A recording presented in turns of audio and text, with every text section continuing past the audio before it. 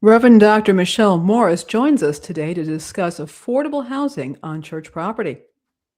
That and an update on the war in Iran next here on The Undercurrent.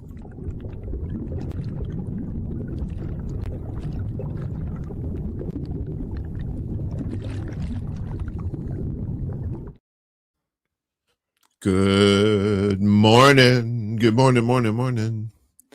Good morning, Uncle Warren. We were hanging out with our friend Willie Bragg last night for his birthday show.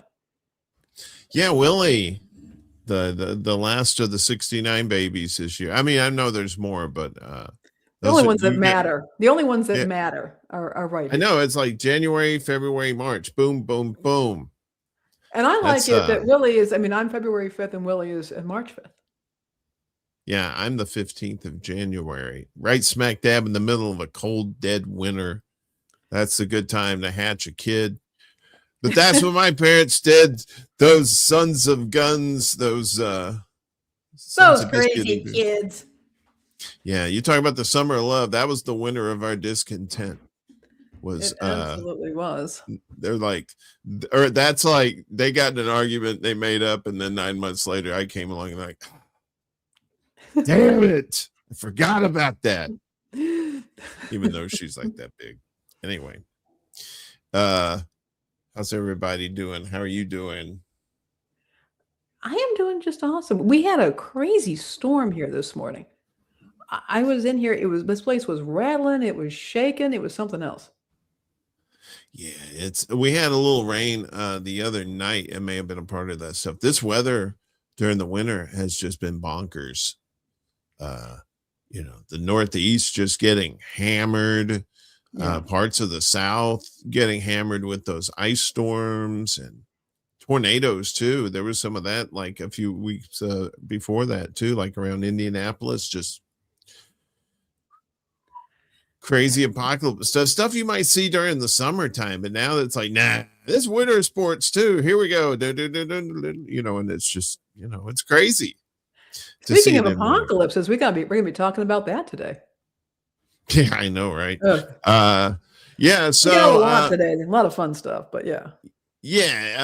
Later we're gonna have Dr. Reverend is it Reverend Doctor? Is that how you say The it? Reverend Reverend Dr. Doctor? Michelle Morris. She's going to be talking about her. We're going to be talking about gentrification and how that has impacted her and people in the community down here in Bentonville, but also about what her church is doing about it. That's pretty cool. Yeah. That should be a good conversation. First, let's get to the sad news as always. It's this waking up in the morning to last month I woke up, I wake up and I find out that we've kidnapped the leader of Venezuela and his wife. You notice we never hear anything about right now. And then I wake up to find out that we've joined Israel in bombing Iran. Yeah, I think what we told you last week, either on this show or one of the other shows, that the Democrats were supposed to what's his name, Massey from the Republican side, we're going to do the War Powers Act. Check it out. It's like, hey, before we go to war, but the narrator said they went to war anyway. So let's at least get you up to date on what's going on. So this is what we know on day 5. This all started Saturday morning on the last month of February, the last day of February there. In the morning, U.S. and Israel attacked Iran, and of course, Iran responded. The U.S. and Israel have continued to carry out strikes in Iran, bombing government, military, and civilian infrastructure as the conflict spreads to Lebanon, where Israel has been carrying out an intense bombardment there too, with Hezbollah taking shots at Tel Aviv as well. A fire broke out near the consulate in Dubai on Tuesday as Iranian retaliatory strikes continued in the Gulf, escalating tensions in the Middle East. Sorry about that. Iran has launched hundreds of missiles and drones as it expanded its attacks to energy infrastructure and diplomatic compounds. The conflict, which entered its fifth day today, has also sparked political debate here in the U.S., with the opposition Democrats questioning Trump's decision to attack Iran. I know, good question. And it seems like the reasoning for it kind of it morphs from one thing to another, depending on who asks the questions, I guess. But so right now in Iran, targeted locations, joint Israel-U.S. strikes have targeted western Tehran, with video footage showing thick plumes of smoke over the city. Nuclear facilities, the Natanz nuclear facility was struck during the military operations. Through India, Iranian media reports that no radioactive leakage has been recorded. According to U.S. Admiral Brad Cooper, Iran has launched more than 500 ballistic missiles and 2,000 drones in retaliation. These attacks have hit the U.S. Embassy in Saudi Arabia and struck near the U.S. consulate in Dubai in the United Arab Emirates. So everybody gets a taste. Everybody got a base in the Middle East surrounding around. Guess what? You're probably going to get a missile.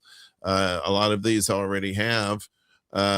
Israeli Prime Minister Benjamin Netanyahu confirmed that Israeli pilots are flying over Iran and Tehran, specifically stating that Israel will continue to strike the country with force. Trump has basically mirrored that sentiment as well. After 4 days of fighting, Iran's Foundation of Martyrs and Veterans Affairs reported that 1,045 people have been killed in the U.S.-Israeli attacks. So, yeah, basically all over here's Iran. Yeah. Here. You got all these attacks here so far. Yeah, so right now that's what's going on in Iran. They're just going to keep going. In the Gulf nations and Turkey, like I said, there's other players in this game, if you want to call it a game. Regional security and infrastructure threats.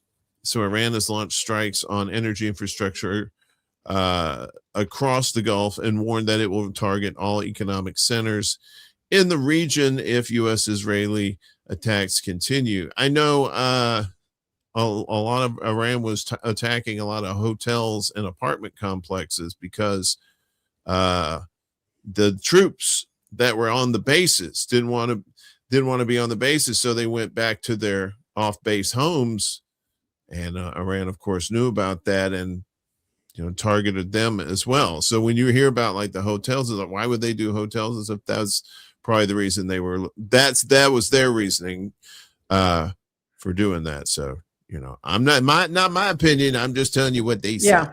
Yeah. Qatari air defense systems intercepted projectiles in the skies over Doha, causing loud bangs. Saudi Arabia, 2 drones struck the U.S. Embassy in Riyadh, which caused a limited fire and minor damage. Oman citing ongoing activity. The British Maritime Security Tracker, UK MTO, reported that a vessel was hit by an unknown projectile. You get a lot of this stuff too, right? Because they don't want it. Neither side wants to play their hand. They don't want to tell you the actual numbers out of for strategy or for morale, that kind of thing. So we have to take a lot of these numbers with a grain of salt until we get some more, accurate numbers later. China's foreign minister Wang Yi told his Saudi Arabia and UAE counterparts that Beijing will send a special envoy to the Middle East for mediation purposes. So they're not bringing weapons. Apparently, they're bringing peace talkers. Turkey, an Iranian ballistic missile that was fired from Iran and heading into Turkish territory, was downed by NATO air defense systems.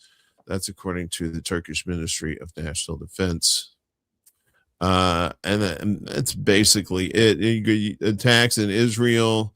The Lebanese armed group Hezbollah claimed to have fired rockets at Israeli forces in the northern town of Metula. So you're getting Israel's getting attacked with missiles from Iran and from Hezbollah, and so Israel has retaliated in Lebanon Uh, Here in the U.S., Trump stated that the big scale hitting goes now. Yeah, because he doesn't have to go, and none of his children do. Promising that Iran is in for a lot of hurt. They've already, both him and Hegseth over the weekend have both said that there's going to be more American casualties. But of course, he said he's told the U.S. was winning the war and confirmed that the military sank an Iranian warship off the coast. All this is in here, but that's basically the gist of it now. The death toll is over 1,000 in Iran alone. Of course, there was a school there that was destroyed with, I believe, the death toll now, according to the Iranians there, who said that about 165 kids died from that. Yeah. And, this is one of those, like, who started this, right? Was this just, did Israel start it and then we had to jump in because Israel started it? I mean, do you got any recollection? And you've got our allies scratching their heads saying, we were a little surprised here. But now they're being dragged into this. And one thing that people have been saying all along is, first of all, if there's boots on the ground, which has not happened yet, although there is speculation that may have to happen, and that's probably not going to go well. The other thing that people have been saying is, regardless, Iran has the power to make this very painful. Even if they lose, even if they capitulate or have to capitulate, they have the capacity to make this extremely painful. And we're seeing that already with these strikes. And now what's going to happen to international trade with the Strait of Hormuz. And I mean, they have the capacity to make this extremely painful, regardless of who wins or loses or however you define those concepts here. This is nasty. And it's going to be nasty. It's going to stay nasty and get nasty. I mean, yeah, and regardless of your opinion on, whether you like or dislike Iran, Iran's been preparing for this for many years. And they have layers upon layers of hierarchy for the positions in government. So when you do take out the supreme leader, it's like the Hydra. You just cut off one head. There's still, 5 more, 6 more, 7, however there is, because that's the way they know that the West has always been gunning for them. Maybe not literally, but now it is. Now it's literally, and they knew this day was coming sooner or later, especially knowing how volatile Trump's been anyway. And of course, the people around him too, that are not exactly stable or moral. Yeah. I was trying to be nice. Yeah. Oh, Uncle Warren, I think we're past being nice. Yeah, I know. I think we really are past being nice at this juncture. Yeah, they're warmongers, and if and I'm tired of sugarcoating it myself. It's like, look, there is no common good for this that's going on. They attacked him for various reasons, but it wasn't for our security. That's for sure, because Iran was never a threat. Even since '79, when when the Ayatollah took over, then even then it was like they didn't have a threat. They were still trying to figure out their own stuff going on over there, and it became a harsh rule, which I hope one day the people are able to not to have a revolution, but to do it in a way to where it naturally evolves to where they want it to be, instead of it just being this thing that's all of a sudden there's change, because a lot of people are not used to that. If you can ease them into it. If we hadn't been tyrants this whole time and done embargoes and stuff like that, maybe we could have been an influence on Iran too. But that's just my opinion. I could be. Well, we shouldn't have been. This is what happens when you have a culture, you have a nation that's been interfered with. And Exactly. this has been going on for a very long time, that they've been interfered with, and that is resented. And yeah, I have a whole lot of concerns about any kind of a theocratic government. I Mm-hmm. think many of us do. I mean, just, we don't want to see a theocratic government. It doesn't usually work terribly well. Um, what I will say is Iran, a very ancient culture, magnificent, magnificent ancient culture, a very good people, um, who value who value intellectual life and the arts, and they're remarkable human beings, and they are trying, they're struggling to manage their own destiny as a country and as a people, and meddling at which, and then they've endured ridiculous meddling for a very long time, and this is what happens. And I'm also going to point out a couple of other things I want to mention. Those little girls who were killed in that strike. I'm going to offer my opinion here. This is strictly Auntie Laney's opinion, but I actually think that was attacking that school was intentional. I think it was a psyop. And I believe because almost immediately after those reports came out, people started coming back and saying it's all fake. The school was never hit. No children were ever killed. And that sets people arguing with each other. Mm-hmm. And people are saying, nope, didn't happen. All those photos, those are AI. Everybody's lying. And that sets the people of the United States against each other. And it happened almost immediately. I was paying very close attention to it that morning. I had BBC on my TV all day, but I was checking social media. I was listening to the radio, and I knew what was happening. You actually had people saying things like, well, it couldn't have been a girls' school. They didn't allow girls to go to school. No.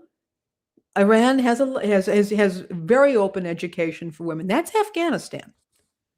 That doesn't allow that. Iranian, in fact, as I understand, there are more, it's like in the United States, there are more women in university than there are men. They were saying things like, well, it was at 3 a.m. On a Saturday morning, well, on Saturday or something like that. First of all, they don't understand there was a time difference. And number two, yes, they do have school on Saturday there. It's a different culture. Yeah. They have different days of the week, but it got into people's heads. Oh, well, none of this is making any sense, and you're ignorant, and this is all fake.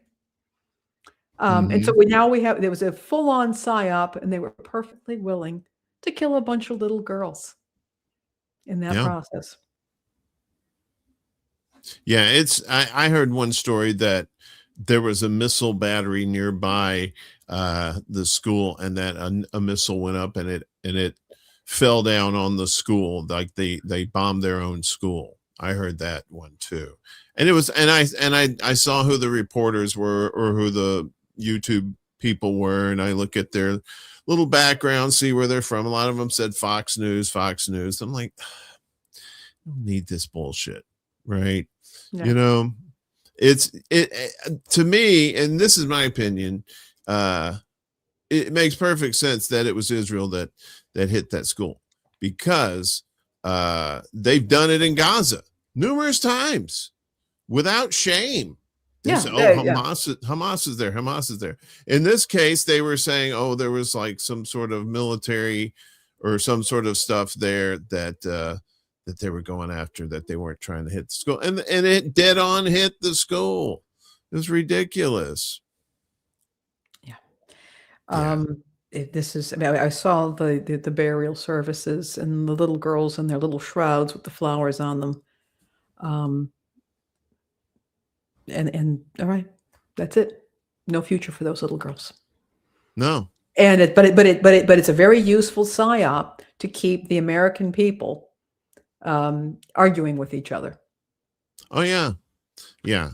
And also too, nobody wants to be blamed for bombing a school that killed little girls.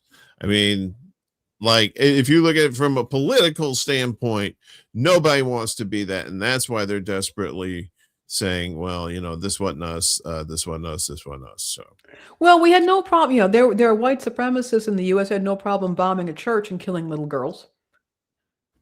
yeah,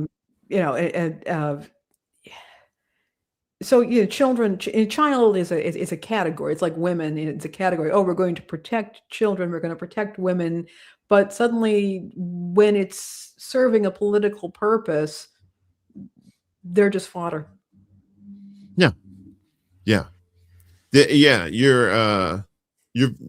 That's why anybody who does like the virtue signaling stuff, I'm always just like, you just need to stop this, stop this division, this purposeful division. Because Gen X is getting up there now to where we're starting to take more of the leadership roles, right? Yeah. in society, and the Gen Gen Zers, right? The Gen Zers are always making these videos like, all right, cool, when you guys going to take over? Right? But it's like, we're like, look, dude, we already know what's happening. We know everything's bullshit. We've known everything's bullshit behind the scenes. Yes, you need to put your positive focus on these areas here where it matters, like people, family, stuff like that, things you care about. But this other stuff is just meant to just distract you, just take you out of focusing on the fact that they blew up a school full of kids, either on purpose or not. And if it was an accident, if it was an oopsie, that's even just as bad. That makes you look like an incompetent military that don't know how to aim your shit, right? So damned if you do, damned if you don't. And absolutely. You need to also remember the move bombing. People had no problem bombing a building with families. It was Philadelphia. Philadelphia. Now, the funny thing is, I became aware of that. I was at somebody's home, and they had all of these propaganda posters. I believe they were from the Soviet Union. And there were these propaganda posters, and one of them depicted the move bombing to show, just exactly the kind of level of cruelty that Americans are capable of. Oh, yeah. Yeah. I mean, Tulsa, look at what happened in Tulsa in the 1920s. Yep. People just trying to be, the American dream, just trying to build, something for themselves. And here comes, trucks full of guys with guns and bombs. And I think, didn't they have had some plane overhead that was dropping stuff on Tulsa too? It was like a war zone. It would be worth it to look into it. I don't remember that exactly, but I do know that what happened there was horrendous. And then, of course, we've seen, far more sly ways of disempowering people as well.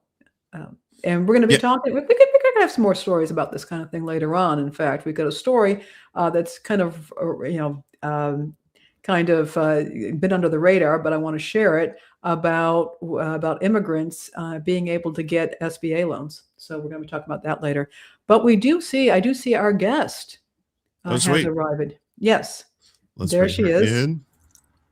Hello. Hi, Michelle. How are you? It's so good to see you. Thank you for joining us and taking time out of your day.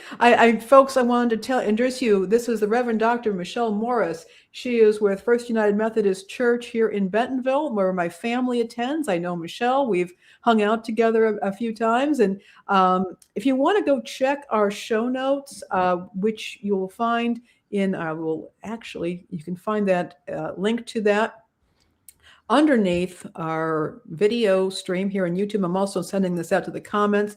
You can scroll down. She's got a really interesting story, which I was reading about, and I knew I wanted to bring her on this show to talk about the issue of housing and affordable housing, and a way of thinking about affordable housing that allows houses of worship. I don't want to just say churches, but houses of worship anywhere, something that they might be able to do to help with that in community. But we've got an unusual situation down here in Bentonville. I don't know if folks realize, but Bentonville is Walmart HQ.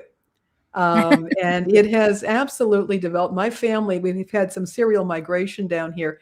And when my family got down here, it was really a very tiny little town, not much going on, and it has exploded with cultural activities and building and business, and that's been very exciting. But as it often happens, it raises the cost of housing. So, Michelle, would you mind telling us your story and how you've Sure. experienced this? Yes. So I'm a United Methodist pastor, and United Methodist pastors are appointed by the bishop. And so we move when we're told to move, and we move where we're told to move. And churches have two possibilities for providing housing for their pastors. One is to provide a parsonage, and that used to be the standard. But sometime in the 1990s, 2000s, there was a move away from parsonages, in part because it was expensive for churches to maintain. Parsonages have to meet certain accessibility standards and things like that to make sure that anyone can be appointed and serve there. And then we also found that pastors who were lifelong career pastors were retiring with zero credit. Because they had always lived in a house that was provided for them. Their utilities were set up by the church, that sort of thing. So in the 90s, 2000s, when there was a robust real estate market, and especially in towns like Bentonville, where you could turn over a house pretty quickly, churches went away from providing parsonages and started providing a housing allowance. Okay. And that was to allow the pastor to, if they wanted to get a house, they could get a house and then start building their credit and building some equity and things like that. If they wanted to, live in an apartment, they could do that, whatever fit for them. And that was great until about, kind of coming out of the pandemic when, especially in Bentonville, things went really crazy. The other piece was, of course, it's not just Bentonville that's experiencing this. This is a nationwide problem with housing affordability. And I am paid very well by this church, but I am a single person. I do not have a secondary income. And Bentonville is now at the point where if you do not make $300,000 a year in a household income, you really can't afford a house in this town. And again, the church pays me very well, but not quite to that level, nor should they, really. Yeah. I mean, that would be excessive. You're not Joe Losteen, in other words. Exactly. Even if I was, I really want them to pour resources into the community. And for instance, we have a food pantry that has more than doubled in need in the past. An amazing food pantry. Yeah. Right. Exactly. So I would rather it go to things like that. However, I do have to live somewhere. I was renting a house when I first got to town, and they realized that they could sell it. It was a 1,100 square foot house built in the 1960s, and they sold it for almost $700,000. And so then I had 60 days to vacate. I was applying all over town, and I was not applying, and there are very few low income or subsidized housing opportunities in this part of the world, but I wouldn't have applied for that. My income wouldn't have done it. But even those kind of like in between, the few in betweens that were there, I didn't apply there either, because there are people that are making $70,000 a year. They need to have those options. So I was applying within my income range, and I had a 6-figure salary and a credit score in the 800s. And I'm a pastor, and I was no one's first choice for housing. I finally had to call and beg a builder and play the pastor card, to be quite honest. Just say, I'm not going to have wild parties. Come on now. No keggers. Right. No keggers. And so, and I got into a townhouse that was unfinished. They had a completely unfinished room. There wasn't, I had a finished bedroom and everything, but one of the rooms was unfinished. I mean, by no flooring on the floors, no drywall, exposed installation. The windows weren't sealed, and they could get an occupancy letter because housing is so tight in this part of the world. And rent kept going up. And then they started requiring a full inspection every 3 months, including going through cabinets and closets and all of that. And I have some trauma related to housing. Mm-hmm. And sort of that became, I certainly felt surveilled all the time. Sure, absolutely. And I was like, I can't do this. Yeah. But I can't afford a house in Bentonville either. So I live in an RV full time. And that was my solution, which I love. I absolutely love living in RV. It's great. I actually have a parishioner who has an RV hookup on her land. She has a big farm, and so I rent space from her, and it's wonderful. She's a widow, and I'm a single person, so we kind of watch out for each other, and that's great. And then I can take my house on vacation, Sure. So there's some real pluses. When you go to general conference, yeah, then Yeah, exactly. But that was a solution that was open to me. It's not a solution that's open to everyone. Yeah. And we are really at crisis point in Bentonville. So we do have some property on our church land that is undeveloped that we are looking at what we could do with that. One of the things, we have some church needs we need to address. Okay. But one of the things we are also looking at is primarily we're looking at mixed income housing so that you have some higher level housing that can help pay for the whole rest of the space. We are lucky to live in downtown Bentonville, which is thriving and, multi-million-dollar houses all around us. But then also have missing middle income, which is kind of the where I fall into, and where teachers fall into, police officers fall into, public servants of all kinds fall into that missing middle. And then also looking at some affordable housing for seniors or for single parents or, that sort of thing. So, but it's very, very early in the conversations. I need my church to have a chance to sound off on what they think our priorities should be before we make a move on that. But we were part of a program. Sorry, I keep talking. We were please. Yeah. Urban Land. We're holding our questions for you. You talk. Okay. Through the Urban Land Institute called Faithful Foundations, and it's a program where they trained church leaders on how to do land development. Like, what are the questions you need to ask? What connections do you need to make? So we did send a team to be part of that. And it was a very helpful program because, I was not trained on land development in seminary. No, I went to seminary too, and I don't remember that either. But no, they skipped right over that. There's so much they skip over in seminary. How to unclog a toilet and how to do land development. It's just not covered.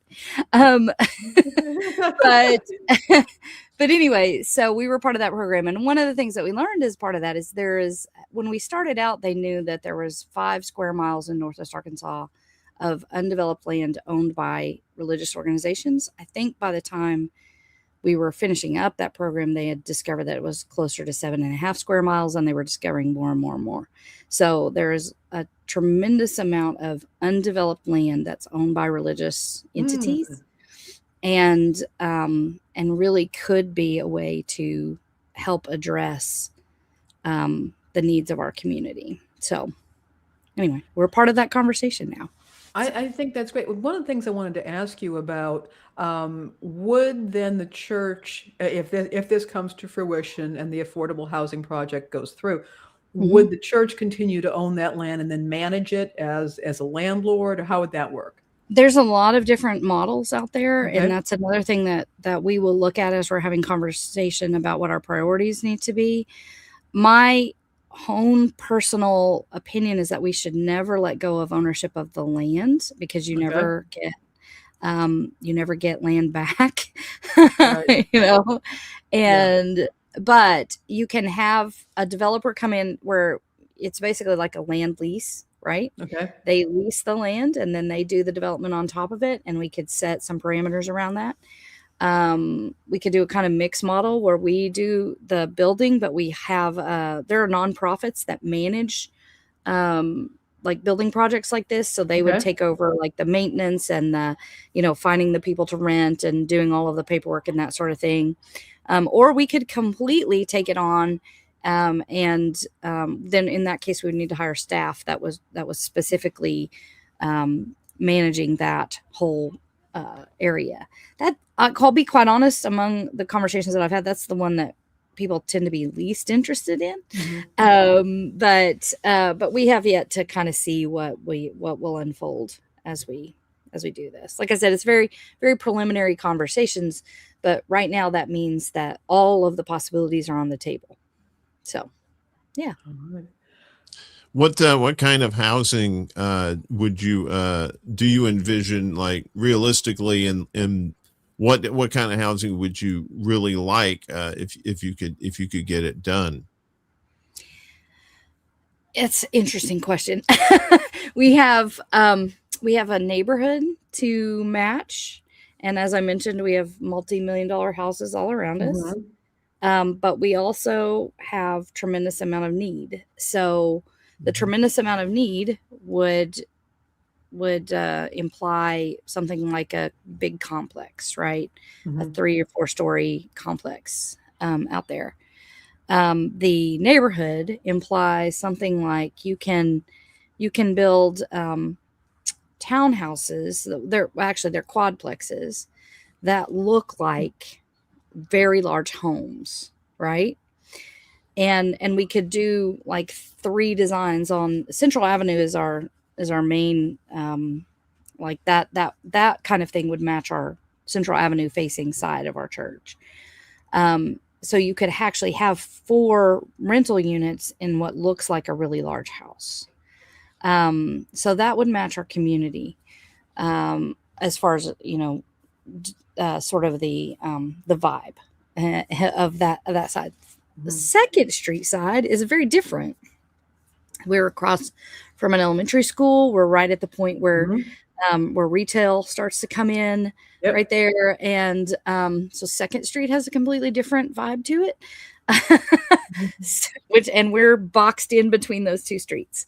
And so honestly, I don't know. I know for me, especially as I'm having these conversations with my congregation, I don't want to get too tied into an idea, because I find that people can be very creative. And from my religious perspective, when you invite the Holy Spirit in, that the Holy Spirit can be even more creative. And then I've met all of these architects who are extraordinarily creative. And so I just think that there's a lot of possibilities out there, and I don't want to tie too much into one idea before we've explored what could be. So I kind of want to leave us open on that, in that space. So it'd be interesting the kinds of ideas you come up with. I remember in Brooklyn, probably about 10 years ago, in Brooklyn, New York.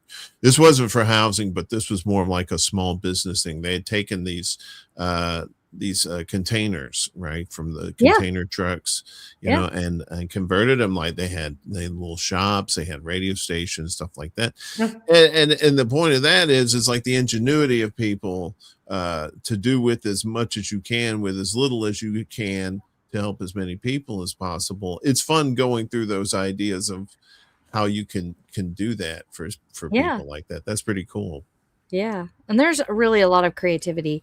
One of the churches that was in the program with us is developing, they have a good chunk of land in Fayetteville, College Town. And so they're looking at developing a lot of different kind of townhouse spaces, but also integrating green space and walking space in there, and doing some hydroponic gardening alongside as well, so that the community generates food.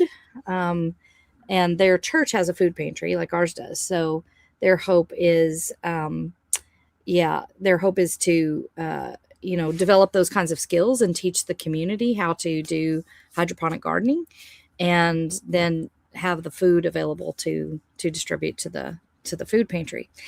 There's a community from the Pacific Islands in Springdale that is looking at, they frequently have, just extended families all living together.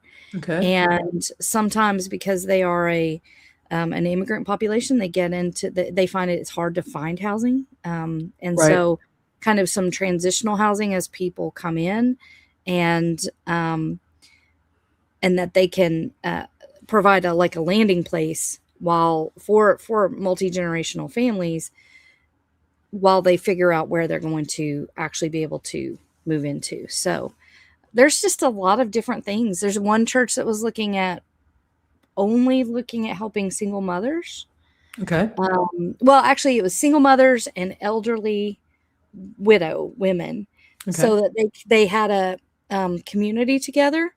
The elderly women could be sort of like grandmother figures. Yeah. And the for the mothers with children, right? And the younger families could also help out the older women. So it's just, there's a lot of possibility, and that kind of thing is very exciting and very cool to see all of that happening.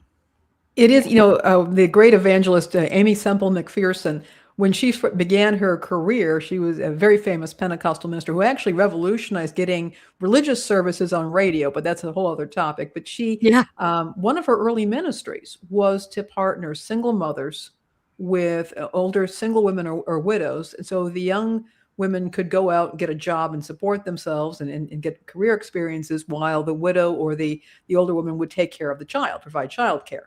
And that was a partnership that actually worked very well. The other thing I wanted to mention, Michelle was talking about the situation where the church is. Unless you've actually been down to Bentonville Square, we call it Bentonville Square because it's the locus of the community, to know just how well placed the church is. I live 2 blocks away. I live right over there by myself, and I was very fortunate that I had an inn on a house that is owned by a local landlord. And the houses around me, I know for $1.5 million. And I was very fortunate to get an affordable rent in an affordable place. But one of the wonderful things about this area is you're steps away from the grocery store. You're steps away from the bank.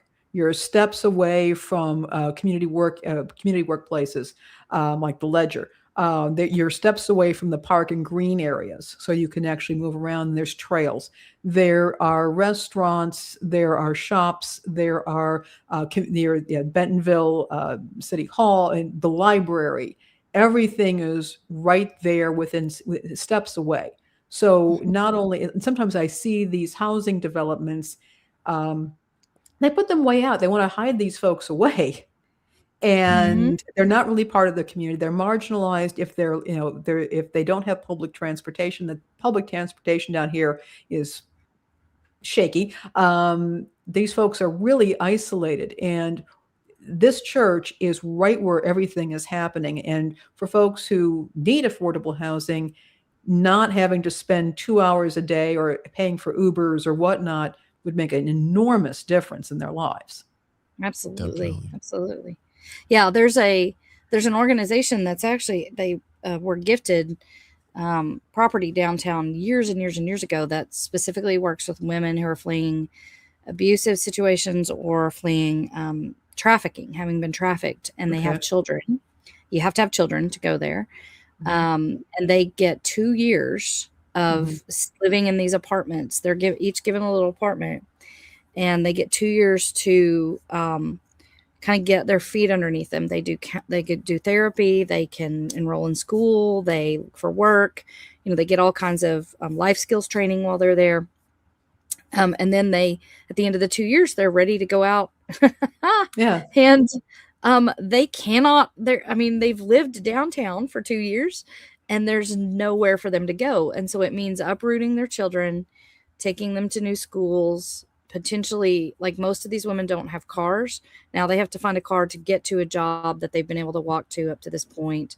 So it basically, while it gives them 2 years to breathe, the reality is then that they almost have to reinvent themselves again when they leave, because there's no pathway into like being able to rent somewhere downtown, so we could even be a sort of funnel for that organization and help them then to build up some more credit and save some and then be able to get out on their own a little bit better. So it'd be like a next step in their journey, kind of thing. So absolutely, yeah. It says here that you've spent the last 6 months in the training program called Faithful Foundation, designed to help churches develop affordable housing proposals. And it says 5 other churches across Northwest Arkansas participated too, which was organized by Urban Land Institute, Northwest Arkansas. So, I mean, what's the next step for your church and for those 5 other churches? What do you guys plan on doing next? Yes. So for me, I was always honest with the folks at ULI that what this would do was give us the information and the training that we needed to even see if this was a possibility for us. So we always went in with the expression that our timeline was going to move slower than most folks. In addition, we are part of a denomination, and I'm sure most of you are unfamiliar with the fact that with the United Methodist churches, the local church does not actually own our land. It is held in trust by the denomination, really. And so anything big that happens on our land, I mean, we can approve people to come have meetings here. We can approve, changing the paint on the walls, that kind of thing. But anything big, a big building project, has to go through multiple levels of denominational clearance. But like I said, this was a small team of us that went through this. We're spending the next year in conversation with the congregation. Because if this is not the will of the congregation, there's no sense in pursuing. Right. Yeah. we know you don't want it, but we're going to do it anyway. Yeah, that's right. And I think we've made it clear I'm not independently wealthy, so I can't just make something happen. And so, but anyway, so we'll spend a year in conversation with folks and really giving people a chance to voice what they're and we need to forward think for the church as well as forward think for our community. So those kind of need to go hand in hand in those conversations. The other churches were further along. They came into this with full intention of, they kind of had ideas and plans and were able, when they sat down, I mean, it was really wonderful. You got to sit down with architects, you got to sit down with developers, you got to do all that. When they would sit down, they'd be like, this is the vision that we have. And they came out with plans and all of that. And the last meeting that we had was our pitch. And there were developers there were city officials, all kinds of different investors, nonprofit organizations, things like that. And so all of the rest of the churches made a pitch. And so they have and those were kind of some of the ideas that I talked about. The Marshallese community that's trying to make transitional housing on their property. The community that's trying to build the single women, elderly women community. There is one church that it looks like they had big dreams, but they've run into some big hurdles. So they at least are probably not going to get theirs done for a while. And then there's another church that I think they could move on theirs quickly because theirs was specifically for like the public servant end.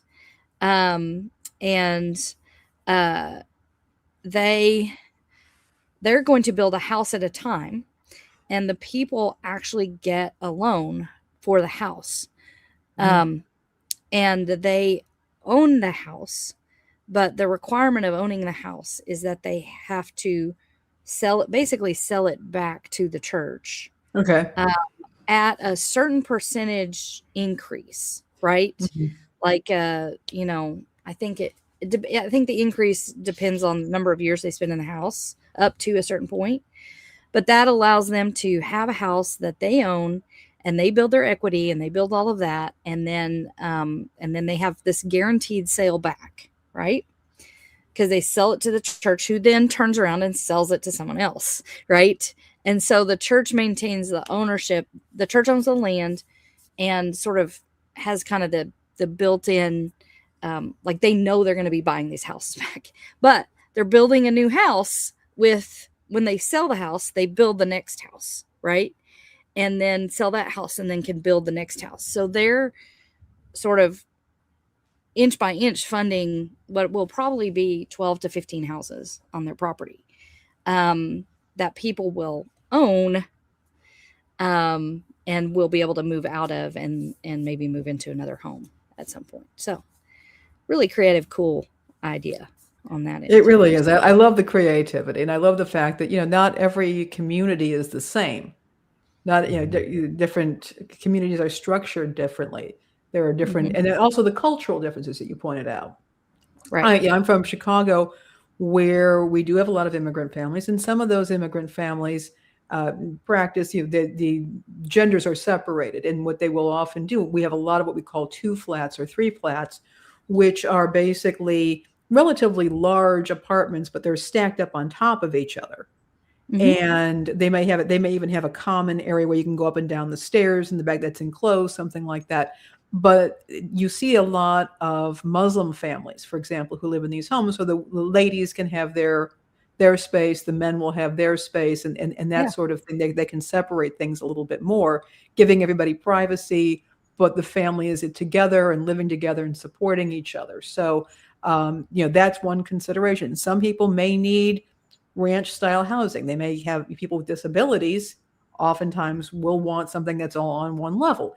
And every community is different. And so I'm fascinated by everybody's openness, but also the possibilities that exist for this kind of project. As we wind up, what would you tell faith leaders or people who are involved in faith communities who are thinking, hey, we've got this parcel of land. Some of these churches, the enrollment has gone down, or they don't have huge congregations anymore. We have this parking lot that nobody is using, or something like that. What would you tell them to do? I would encourage them to think. A lot of times, especially when you're in trouble, you turn more and more inward, and I think that's exactly what kills us. Right? We are, they say the church is the only organization that exists for people who aren't part of the organization, right? That's one of the expressions out there. And so I would encourage them to do that. I will share, it's not necessarily related to affordable housing, but our church made a policy change. It wasn't really a change. We just finally started voicing it, that we would not charge nonprofits for the use of our building. Okay. And we have more than 20 nonprofits now that meet and use our space.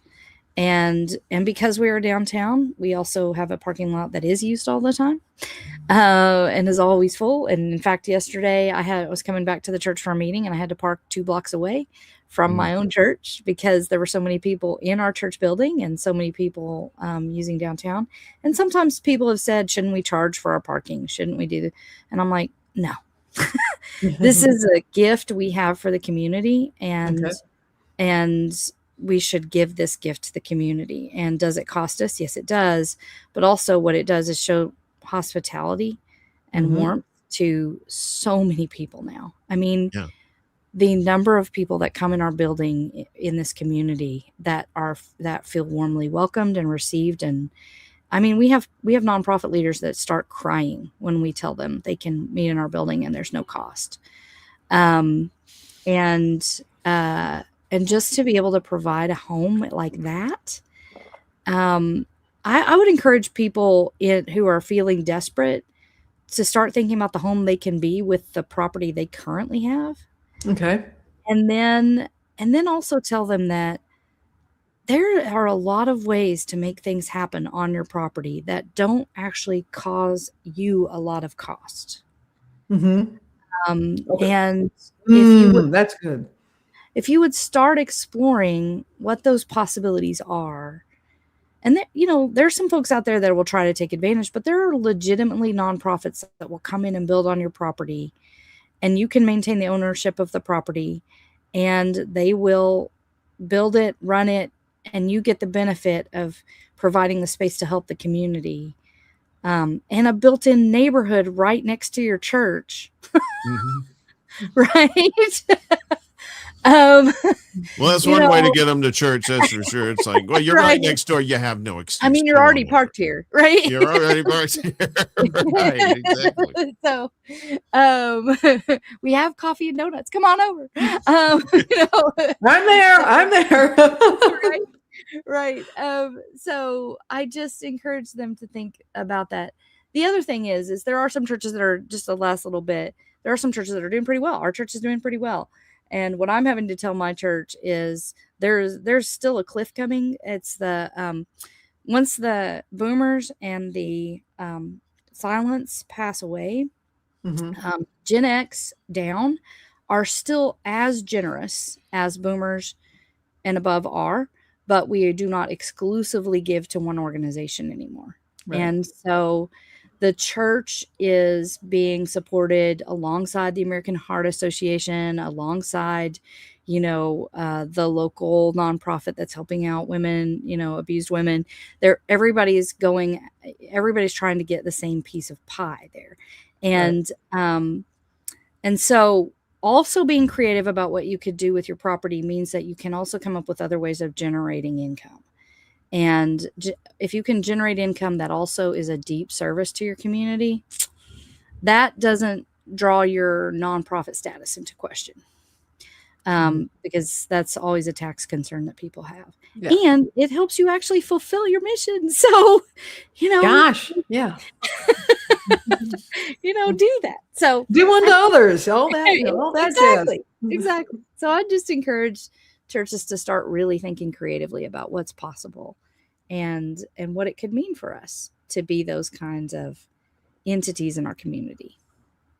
Yeah, I think that's fantastic too. We need solutions like that too, because there is a lot there, not a lot of places have like a lot of land or anything like that, but the ones that do, I think that's a heck of a good idea, especially if you're able to develop it, control it yourself, give the person the opportunity to buy it.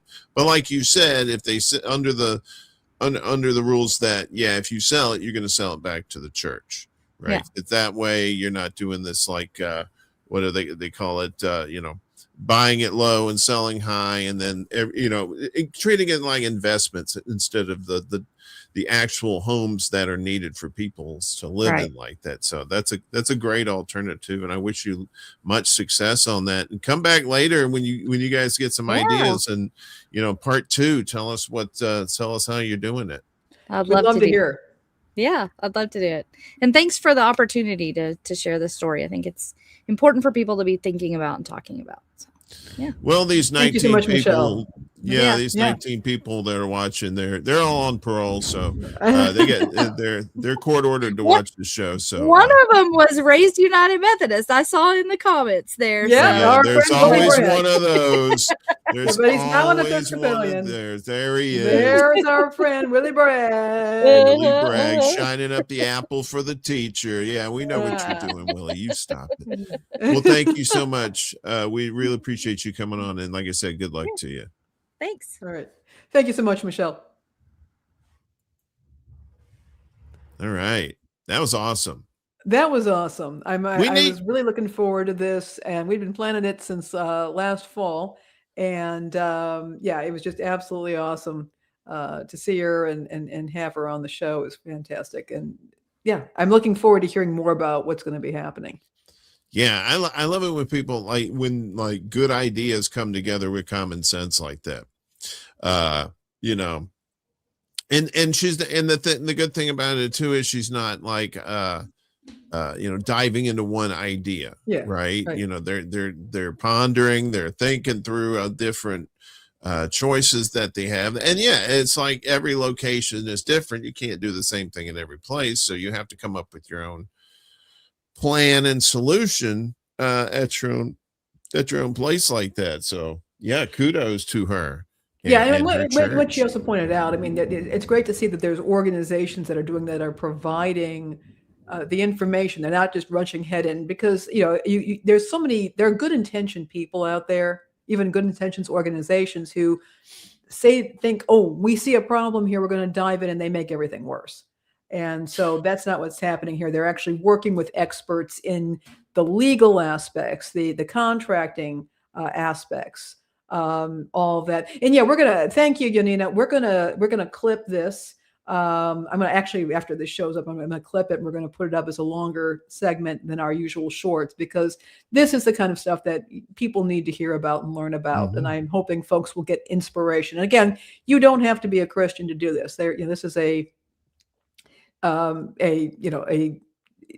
this is something that any faith community can do. And actually, I would say any not-for-profit. I mean, if you've got a school, if you've, whatever, there are, or even if you have a for-profit, but you don't need the land as much anymore.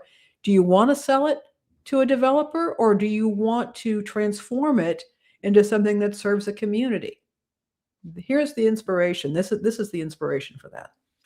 Yeah, and these don't even have to be like your forever homes. This is just trying to ease the burden of people who are just trying to find affordable housing. Like I hear the stories about one bedroom apartments, or not even that, studios going for like $1,000, $2,000 a month, and I'm like, you got to be kidding me. It's so you need that alternative like that, and these churches stepping up like that's pretty cool. Yeah, you love awesome to see stuff like that. So yeah. Might as well get into our recurring tide here. All our stories we've been covering. Let me turn this off for a second. Sorry, folks. I don't want to hit. There we go. I just want to let everybody know we're doing, another storm is coming. You can maybe be able to hear it out there. Ooh, boom, boom, boom, boom, boom. You okay? Yeah, so that's what's going on. No, I don't think we're having any incoming ballistics yet. But if you hear stuff or we get something crazy goes on here, now you know what's going on. All right. You getting them thunder boomers, as we used to call them down there. Those thunder boomers, yeah. And one's down south this time of year. That's no joke anyway. No joke, whatsoever. Where you're at, yeah. So so here we go, going into the recurring tide, and our first item up for bids is green card holders no longer eligible for SBA loans. Yeah. Okay. And your Auntie Laney is always telling you folks to be listening to local radio. That's how I found out about this story. Something that's been very neatly buried, but we have public radio down here, and I got to hear about this story. I don't know if you want to read it, Uncle Warren, or do you want me to just explain what's going on, or? I'll read a couple of paragraphs, and then you can go into it. So small businesses with immigrant or mixed status ownership will soon lose access to some of the most affordable financing available to them. Starting this month, lawful permit residents, commonly referred to as green card holders, will no longer be eligible for SBA 7A or 504 loans under a new U.S. Small Business Administration rule that requires 100% U.S. citizen or national ownership. So the change will materially reduce access to SBA financing for many small businesses that previously qualified. It's according to Jerry Gilpin, president and CEO of Community Bank and Trust. So what's going on with this? There's the new SBA loan ownership requirements now. You want to get into this? Effectively, what's going on is, and I want to pull this back a little bit. America is, in the United States, it's very much a country of entrepreneurs. We respect entrepreneurship. That's our big thing. And for all of our various problems, including racism and xenophobia and all that, one thing that we've done, I think, very well with immigrants here is we encourage them to start businesses. That's how they build wealth. They become part of the community. They're not going to be marginalized and forced to stay on state benefits. They're able to bring themselves and their families up through entrepreneurship, and their businesses do wonderful things in our communities. You know this, Warren. Anybody who lives in a community where these folks will bring in wonderful restaurants, but they also they have all kinds of landscapers, contracting. Eventually they will move into the professions as well, and they can provide multilingual services. This is absolutely critical. But what's happening is that the SBA has quietly changed a policy that would allow people who were green card owners, and particularly if they are partnered with people who are citizens, to get certain types of loans. Some of these loans are loans that are issued by banks but are partially backed by the SBA. Some are for things like transportation and equipment, transportation, cars, trucks, but also for various types of equipment. What they're doing now is saying your business must be 100% owned by a U.S. citizen.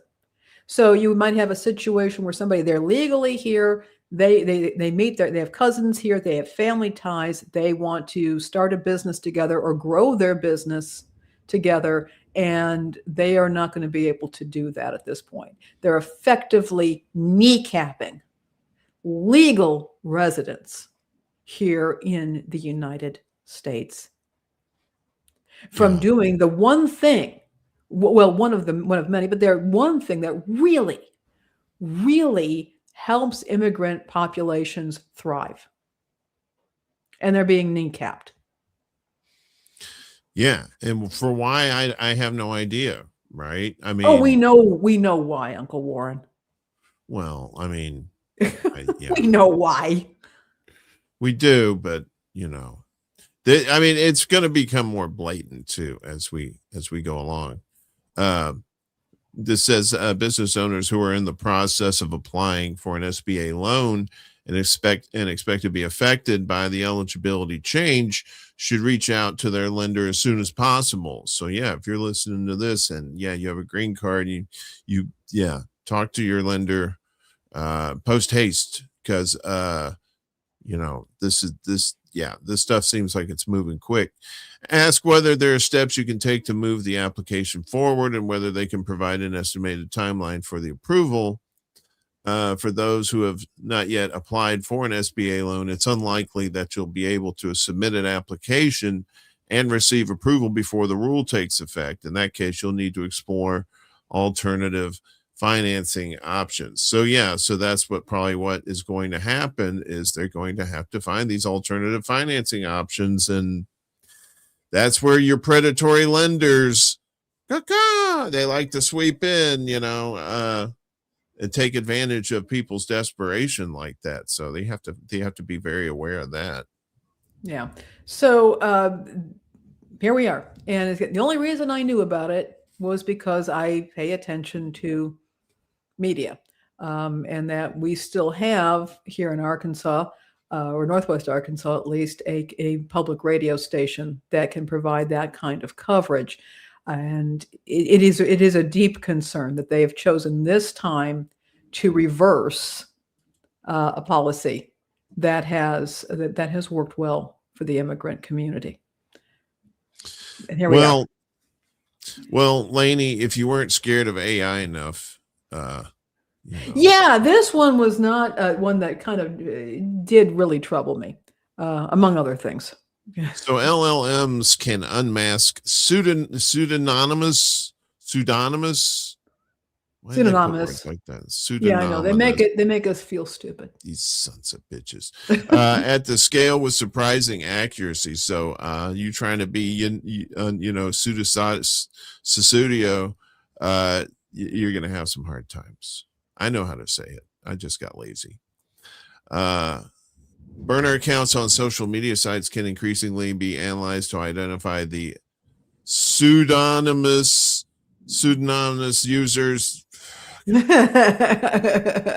post them using AI in research that has far-reaching consequences for privacy on the internet. Researchers said the finding from a recently published research paper is based on results of experiments correlating specific individuals with accounts or posts across more than one social media platform. Yikes. The success rate was far greater than existing classical denominalization. What are these words? I tell you.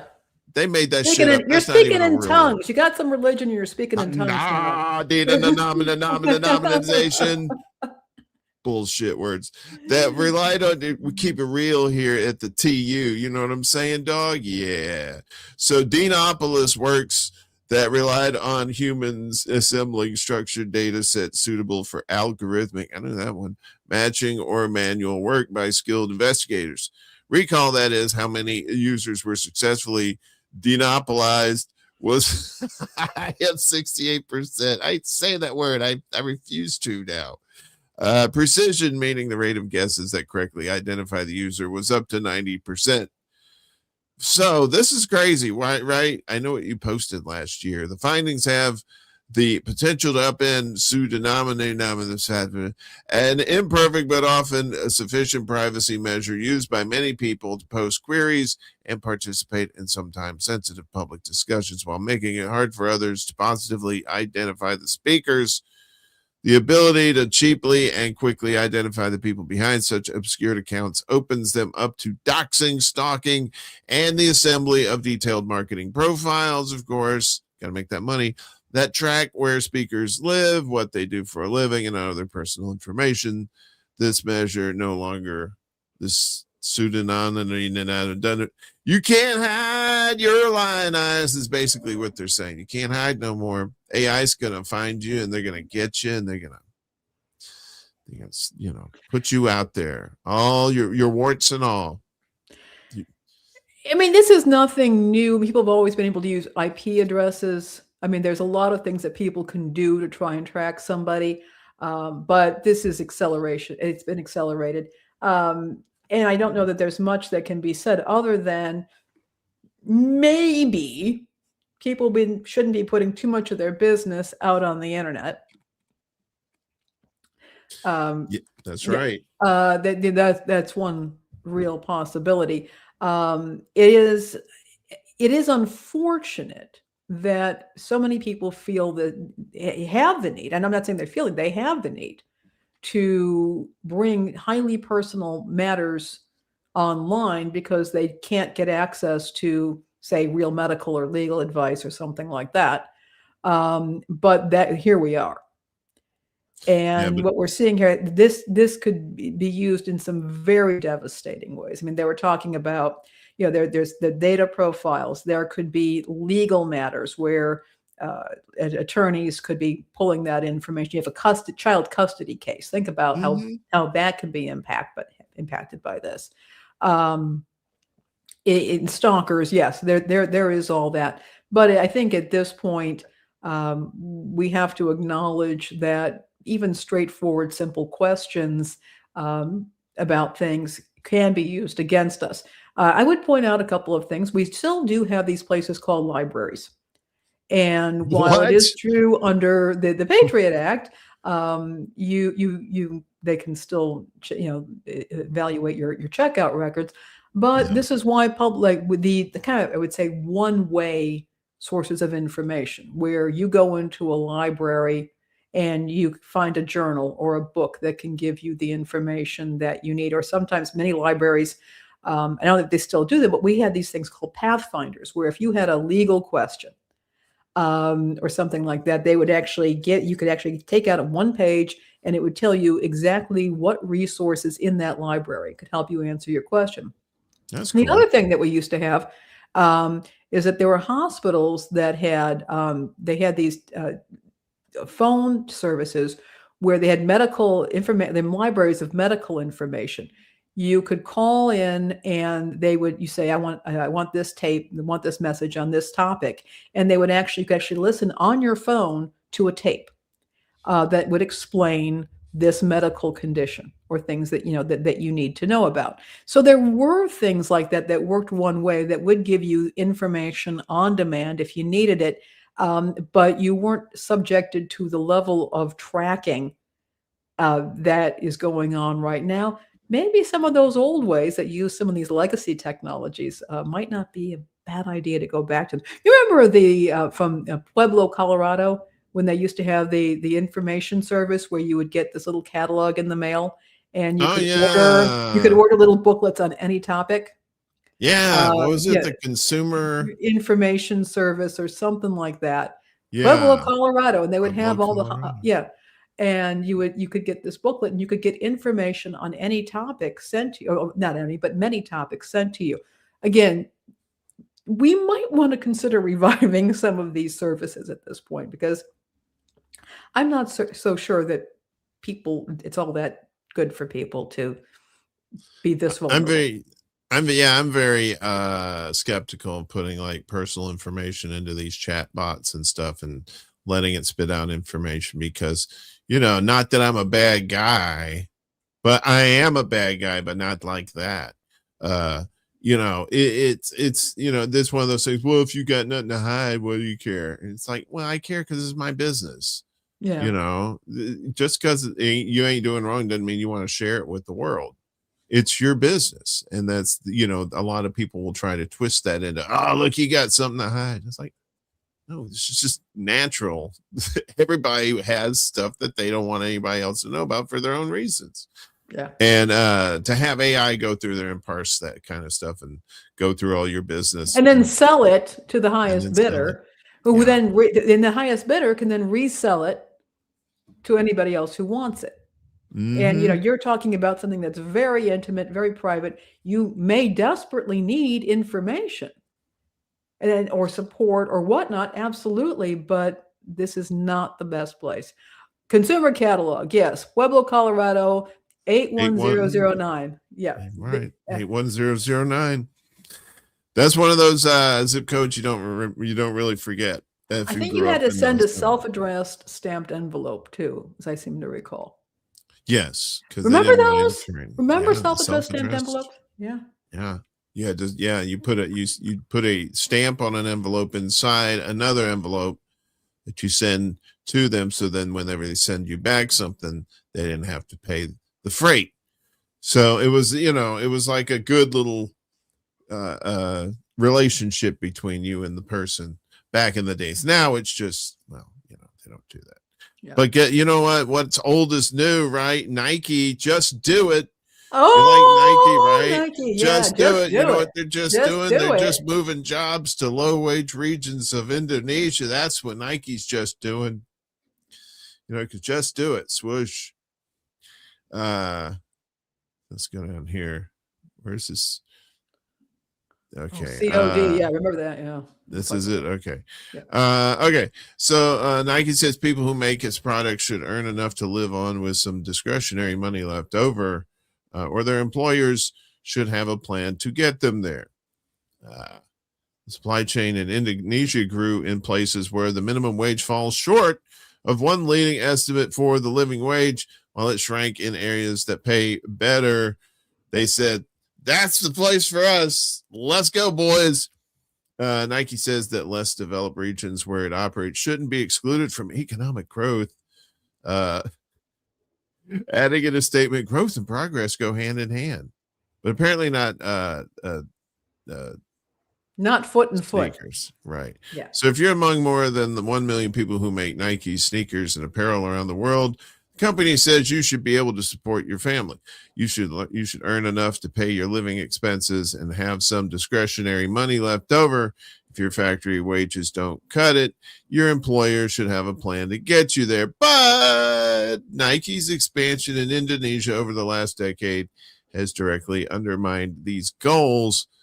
An analysis by ProPublica and the Oregon Live found over the last decade, employment at factories supplying the world's largest athletics apparel brand expanded dramatically in regions of Indonesia where, according to one leading estimate, the minimum wage is less than the amount workers need to live on. Shocking, I know. Getting paid less than what you actually need. Yes, that's ain't that America? Oh wait, no, that's yeah. Meanwhile, Nike's supply chain shrank overall in places that pay this estimated living wage. Their analysis found the trend shows the movement of multinational corporations to countries with ever lower labor costs is being replaced in some cases by movements within a country that can achieve major savings and improve the bottom line. Nike suppliers employ 280,000 people in Indonesia, the company's second largest production center. From 2015 through last year, these suppliers shed around 36,000 jobs in places where the monthly minimum wage exceeds or comes close to a living wage. They didn't want to get the ones that comes close to a living wage. It's like, no, too close, gotta go. In these high wage areas, which include the capital of Jakarta, the minimum typically equates to about $300 a month. By contrast, the company's supplier workforce grew by nearly 112,000 in parts of Central and West Java, with local minimum wages that are typically about $165 a month, far from what's considered enough to live on. Dozens of workers employed by Nike suppliers in Indonesia told the news organization the minimum is about all they make. Crazy. That's still a thing, of course. And but we got tariffs here, Lainey. We got tariffs, and these guys are like, screw it, we're just going to make them overseas. We're just going to keep doing that, what's going on, man? I keep hearing this excuse. I've heard this excuse more than once. I remember a while back there were a group of knucklehead evangelicals. Some of them I actually kind of liked, but they were knuckleheads who were basically condemning sustainability initiatives because they were prohibiting third world or developing nations, I should say, from achieving economic success. Because concern about the environment was stifling capitalism, America style, in those countries.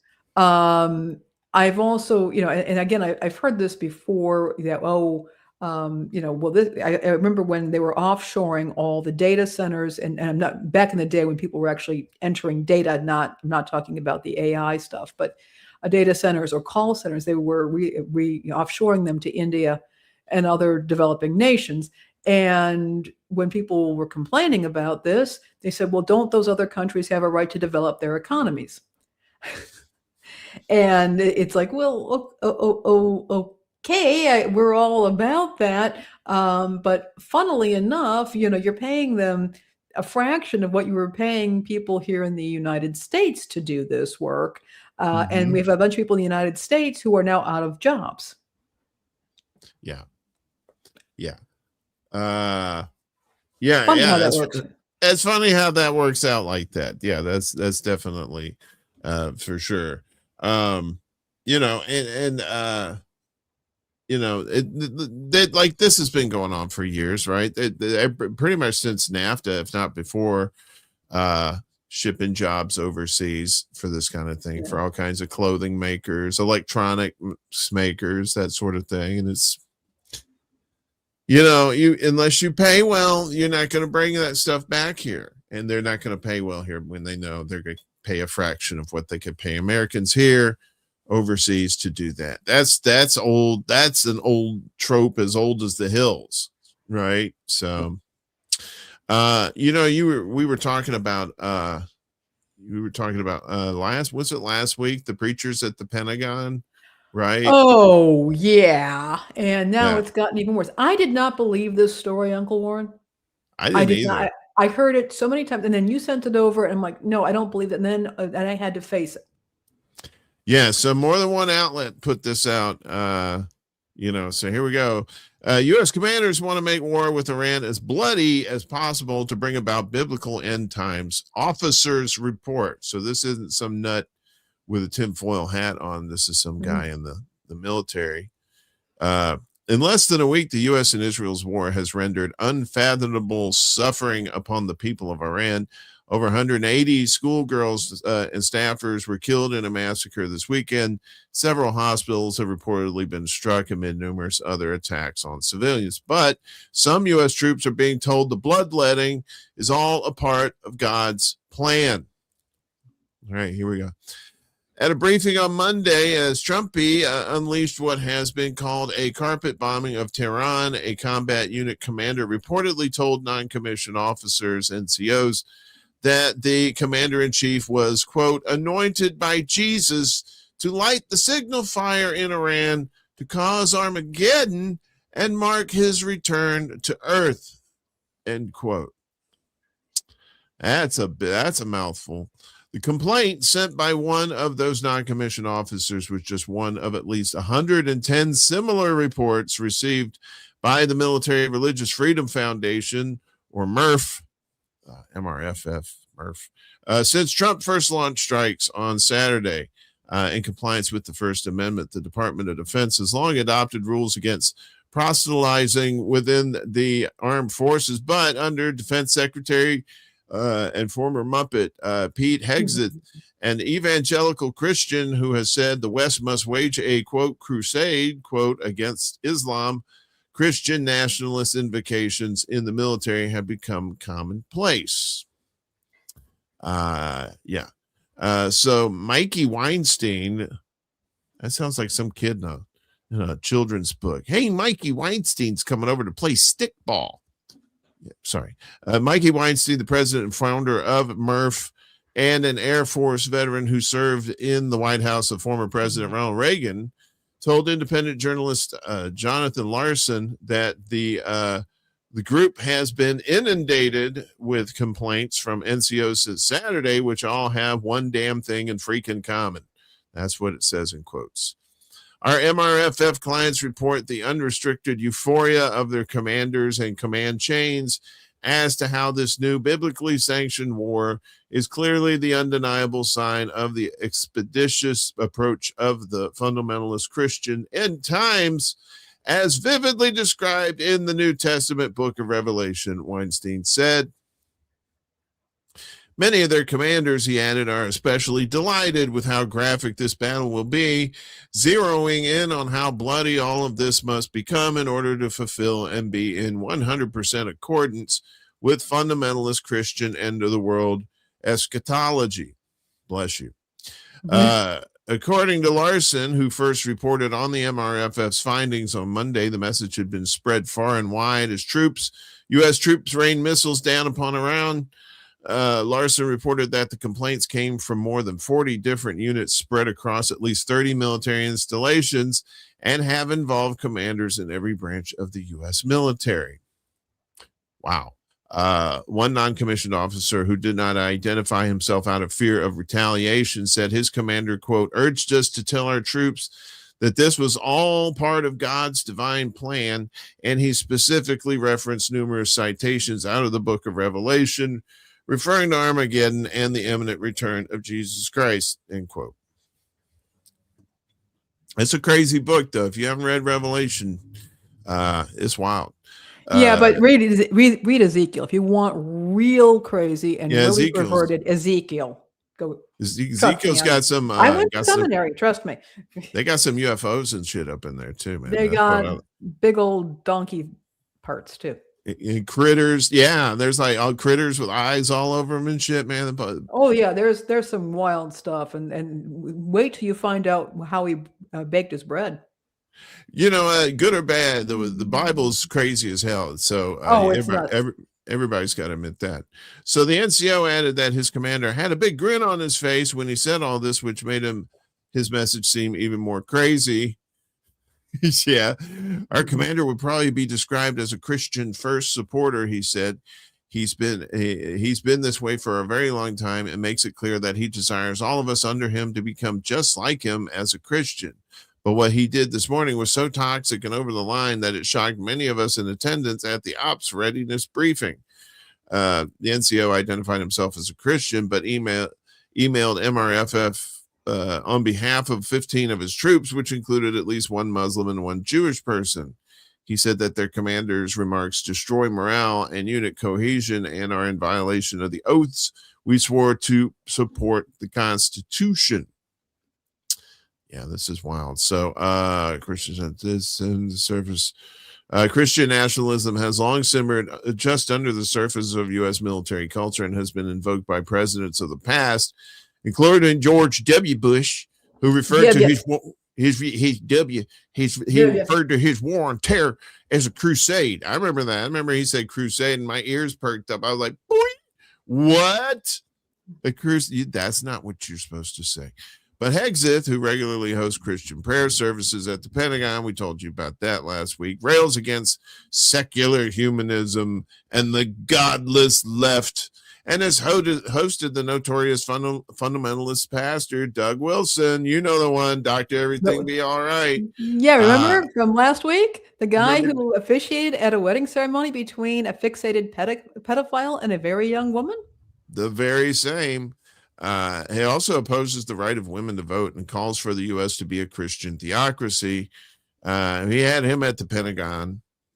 Yeah, so and that's basically there. That's kind of the gist of the story there. That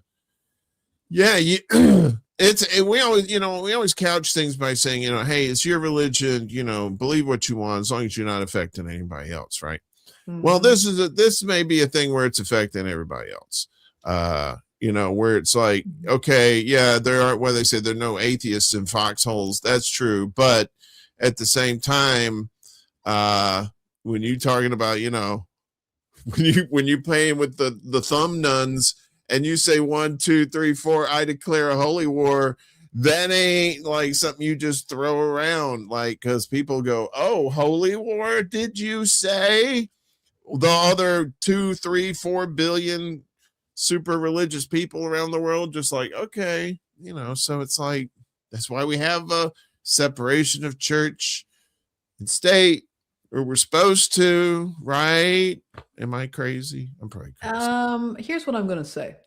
I think that these yahoos, and I'm beginning to wonder if they haven't lost control of the plot at this point, because here's the problem. A lot of the Christian nationalists out there, and I believe that includes Doug Wilson, are not dispensationalists. They do not believe that Israel is going to triumph. They don't believe that there's going to be a rapture. They believe that Revelation was speaking of conditions back at that time. That this was, it was about Rome, but it was about Rome then. Now they say it's the Roman Catholic Church. It gets very strange. The point is, hear that rumbling. Yeah, careful what you say, lady.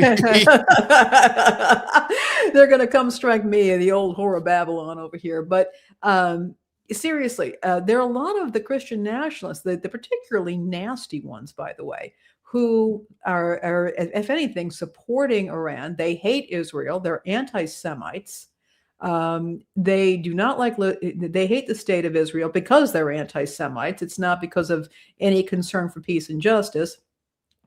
They support Iran to the extent that they believe that we shouldn't be attacking Iran, but their views on women's rights, these Christian nationalists, their views on women's rights make Iran look like an ERA convention.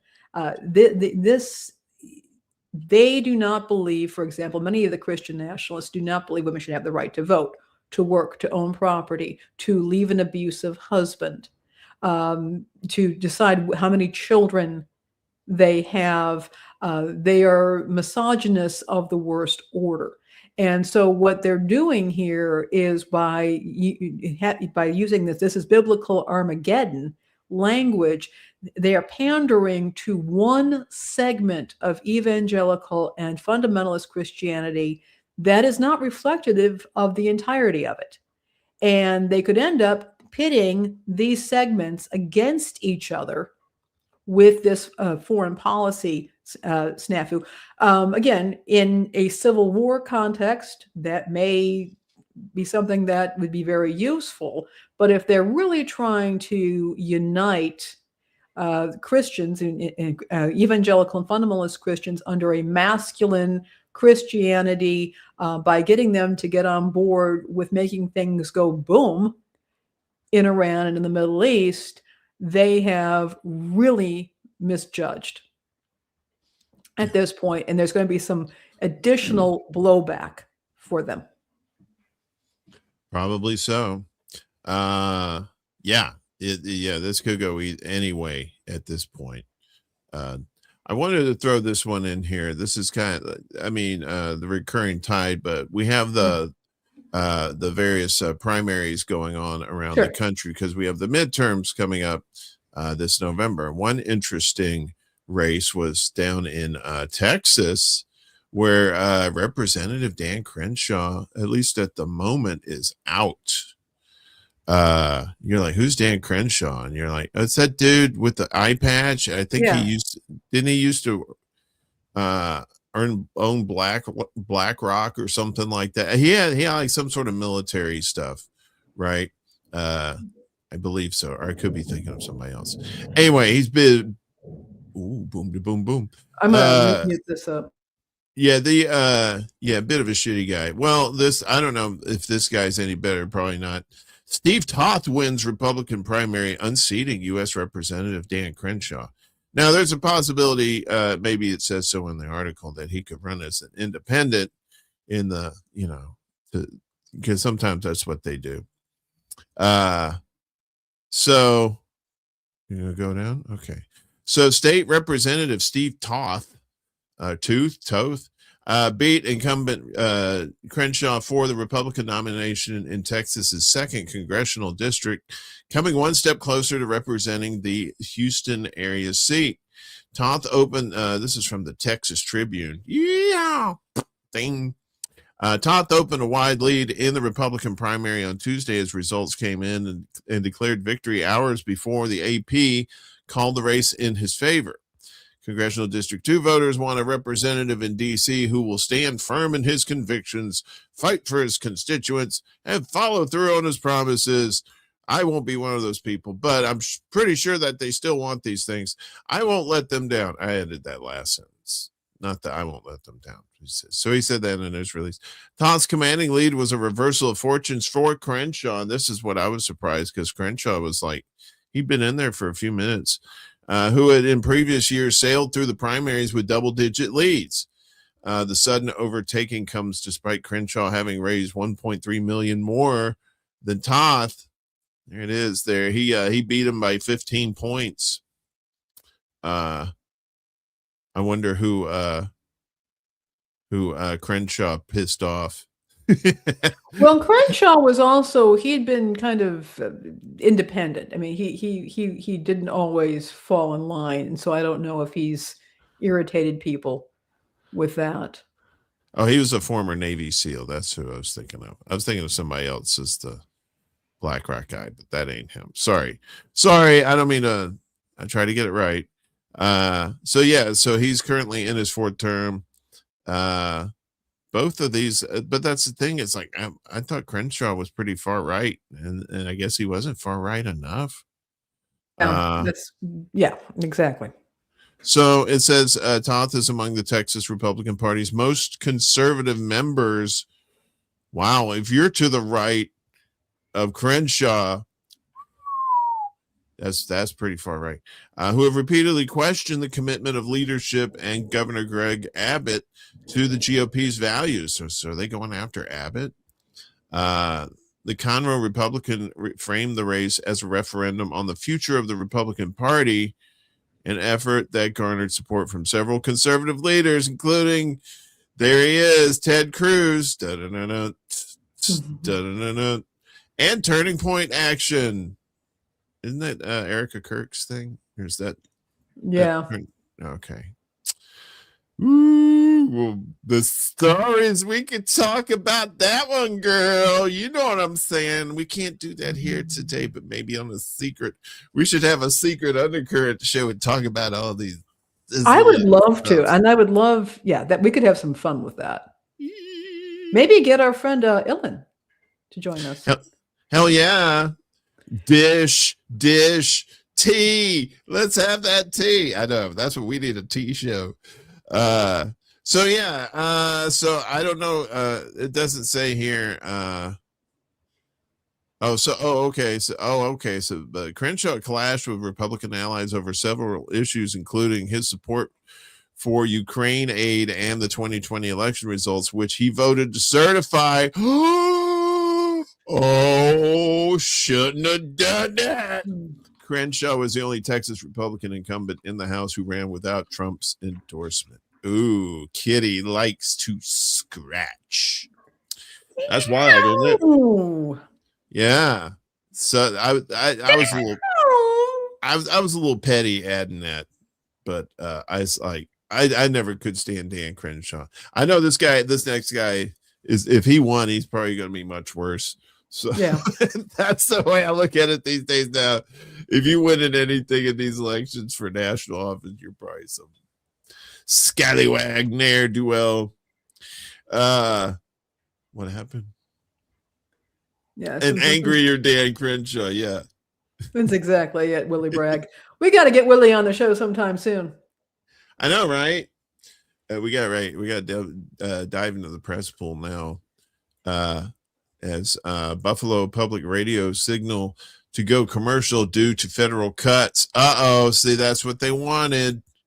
That's what they wanted.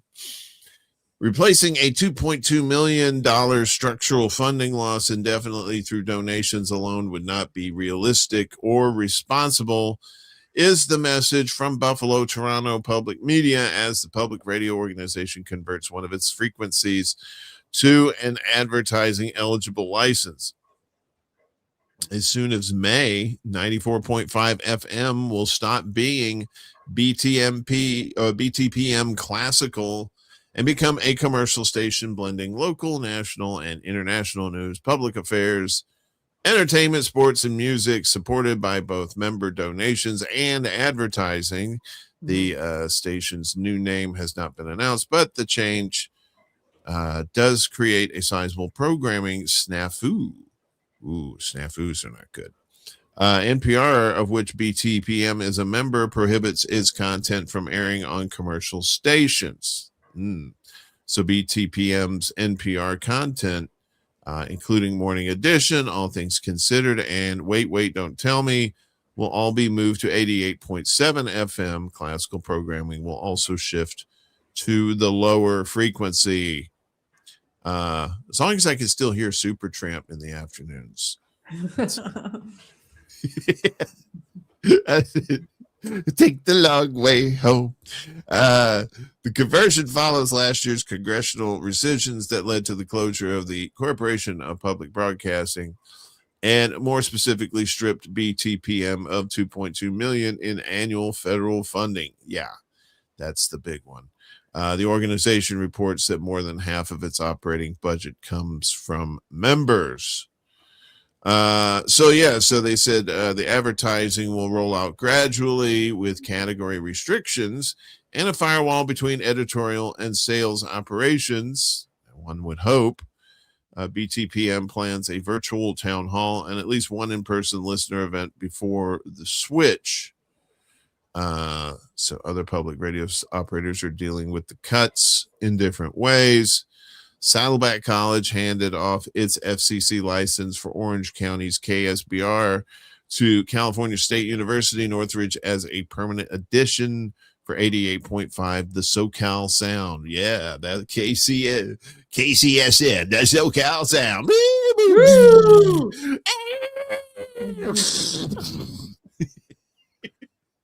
All the radio sound effects. Who let Godzilla in here? Citing continuity concerns, other operators have been forced into layoffs, including American Public Media Group, Community Radio for Northern Colorado, Vermont Public, and many others. So the federal funding puts us in a difficult position. That's Tom Calderon from Buffalo Toronto Public Media president. But we are using this moment to think creatively, as we always have, about how we serve our community while protecting BTPM's essential services. So we still have details to finalize before the switch launches. However, we know how much our audiences value the stations that they have listened to for decades, and we didn't want to wait to share what's ahead. So Buffalo Toronto Public Media remains a nonprofit organization. Our mission, editorial standards, and public service commitment remain changed.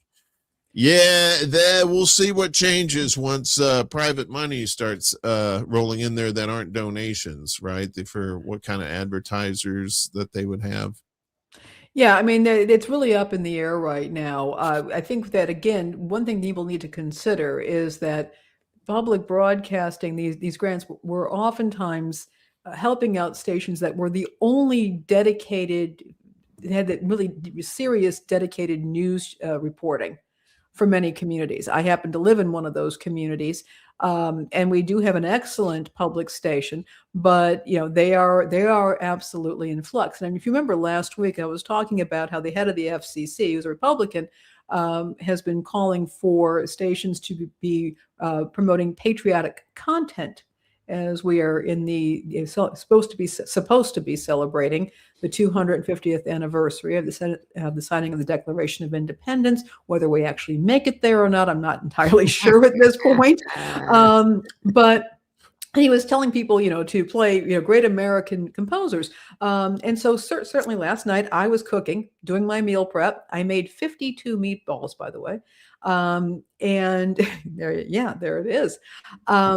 And I'm cooking and listening to the classical program on KUFF, which is, you can't find classical programming on many commercial stations. So I'm listening to the public station, listening to classical program, and sure enough, they had a piece by John Philip Sousa.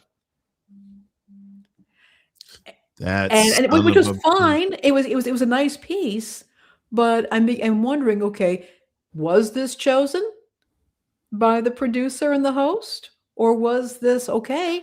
I guess from now here on out this year, we have to appease this administration by playing the music that they want us to play. And it was a great piece. It belonged. It was certainly fine for the composition of the show.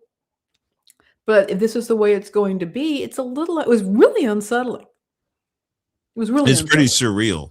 It's pretty surreal too, to be like, because we've seen this kind of stuff in dystopian books and movies growing up. So it's like, oh, okay, now this shit's for real. We're gonna be, we're gonna get some patriotic music because there's nothing that's gonna fire up Gen Z more than John Philip Sousa. Unless you put it to like a house beat or something like that, which might work. I'm not a music prude, but speaking of schools, the U.S. Department of Education doing some fun stuff. Let's go clown fishing. Yeah.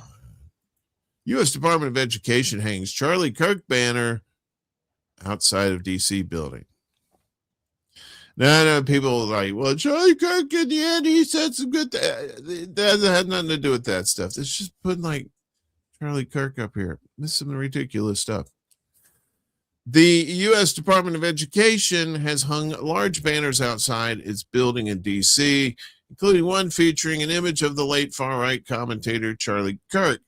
Kirk, who was shot and killed last September while speaking at a campus event at Utah Valley University, co-founded the conservative nonprofit organization Turning Point USA, which advocates for and promotes conservative politics among young people, particularly on college campuses.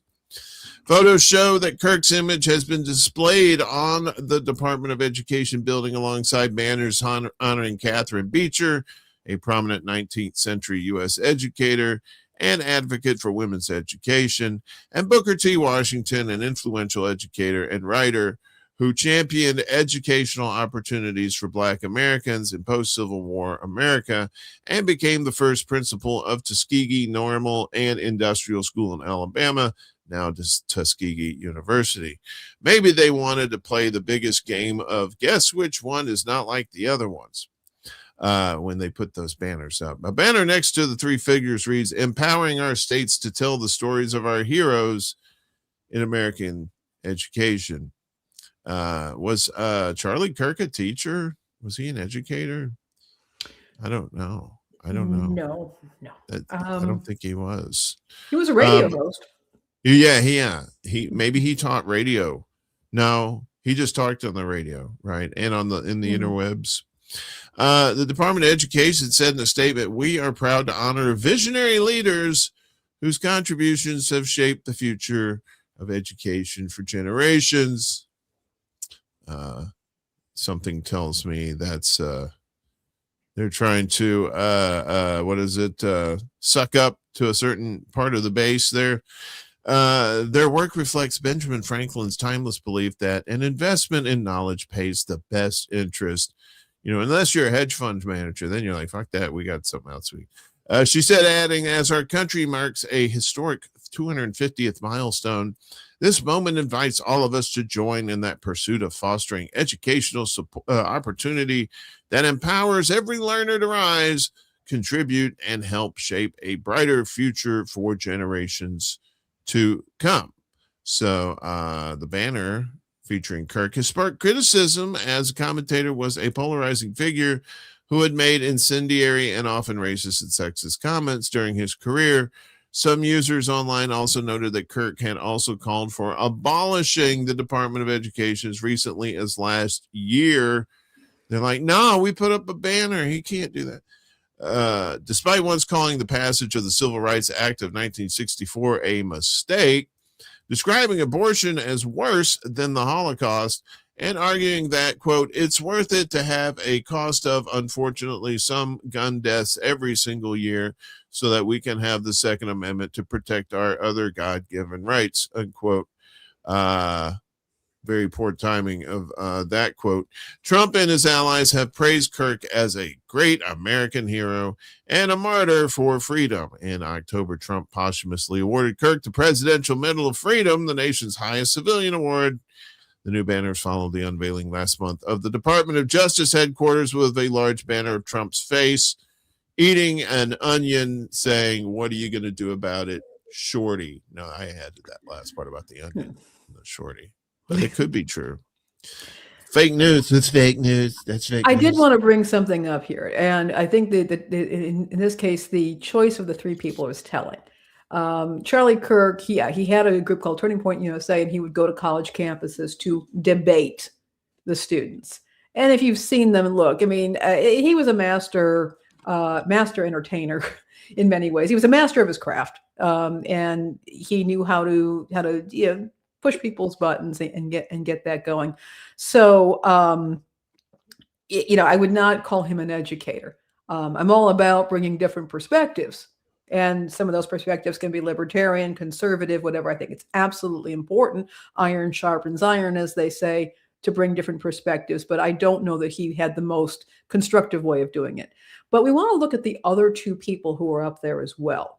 Booker T. Washington, who I think was an absolutely amazing man, has been historically a polarizing figure in Black history here in the United States, including the struggle for liberation. And because he did have some views on segregation, and he was more willing to accommodate that. He thought that segregation offered some protection to the Black communities at that point, whereas many of his contemporaries felt very differently about that. So he was and has been a controversial figure for that. Catherine Beecher, another woman from the Beecher family, a family of activists. Yes, she did found girls' schools. She did found where women and girls could get, young ladies and girls could get an education, a real education in the liberal arts. But she was not an abolitionist, and she opposed women's suffrage. She believed that you educated women so they could be at home and influence their husbands and their children and run their households. And that's how women were to express their political ideas and agency. So I think it was very telling that these were the three figures that were put up there, given the tone of this administration. Yeah. It's still like to see those three up there together. It's like, okay, who lost a bet? That's what you're like. What? Yeah. Why is he there? But yeah, I mean, Catherine Beecher she did some great stuff, and Booker T. Washington, I think, again, an amazing, provocative thinker, and what he did was incredible.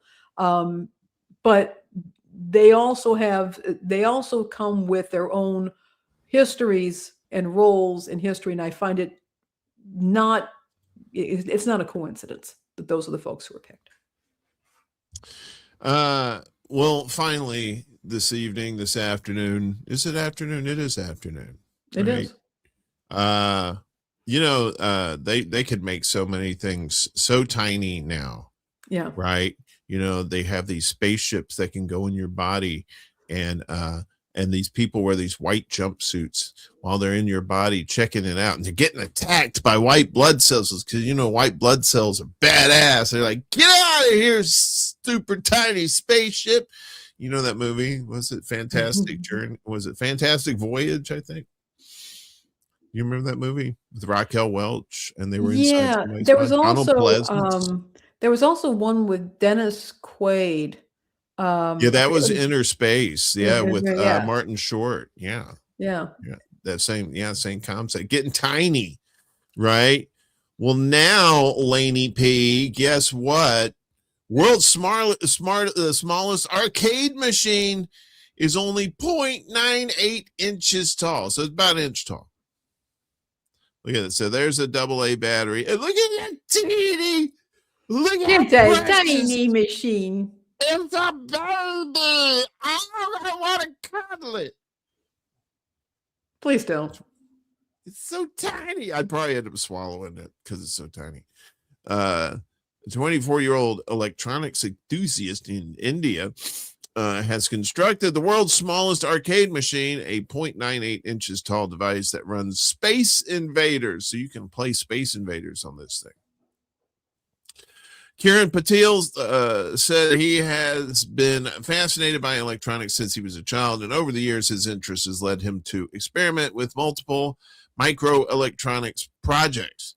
He said, I've built many electronic projects before involving microcontrollers and displays, but this is the first gaming arcade project that I have attempted, Patel told Guinness World Records. Patel's arcade machine measures 0.98 inches tall, 0.6 inches long, and 0.59 inches wide. It features 4 buttons and can run an emulated version of classic arcade game Space Invaders.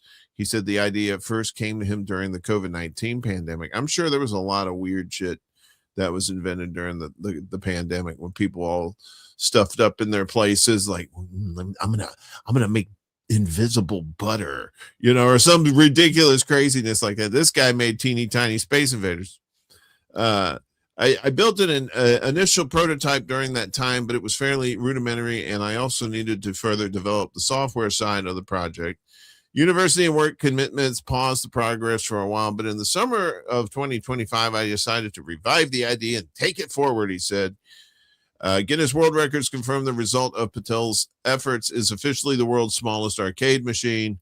Patel previously earned a Guinness World Records title in April 2019 when he built the world's smallest working grill, measuring 0.24 inches tall, 0.27 inches long, and 0.18 inches wide. And that's when he made those mini burgers. Like, what do they call those things? It's like they give you like the you brown and bun, and then they put meat in between it. What's it? Sliders? It's like Sliders, yeah. These are like teeny tiny sliders, though, just like you're eating meaty Skittles. Meaty Skittles. Taste the rainbow in so many ways. Wait, what? Uncle Warren. I can touch that. Okay. Oh, did you tell everybody how your presentation went last week? Oh, it was very interesting. There were some technical glitches and that sort of thing, but it was really interesting. I had to revise a presentation that I had given 3 years ago. It was given to a Chicago audience, and I was giving it to folks in the UK. So I had to completely revise it because I was making references, cultural references, and things to talking about local TV stations. I had to explain geography. So it was an interesting writing experience for me. Maybe I'll revise it again. Maybe we'll do it as a special on the Undercurrent if folks want to chime in, and I can actually do visual. I was not able to do visuals given the situation that we had, but we could do some visuals, and we could that might be a really fun show to do on a weekend, Uncle Warren. I'm thinking. Max Headroom incident. It's fascinating. It's fascinating, and I've developed my own ideas about it. Not that I'm an expert, but nothing stops me from letting my brain run wild and free, and it does that sometimes. It's an important memory in local media history for sure. Yeah, shocked a lot of people. So yeah, we could totally do that. Yeah, we'll plan that. Other than that, I guess I'll be back Friday morning For Morning Extra, we'll have updates on the Iran war and other stuff that you got to, whenever a war starts, usually that also means that they're doing some fuckery behind your back. So you gotta look at these peripheral stories too and see what else is going on, because it's like there's always distractions, they're always distracting you. So we'll do that.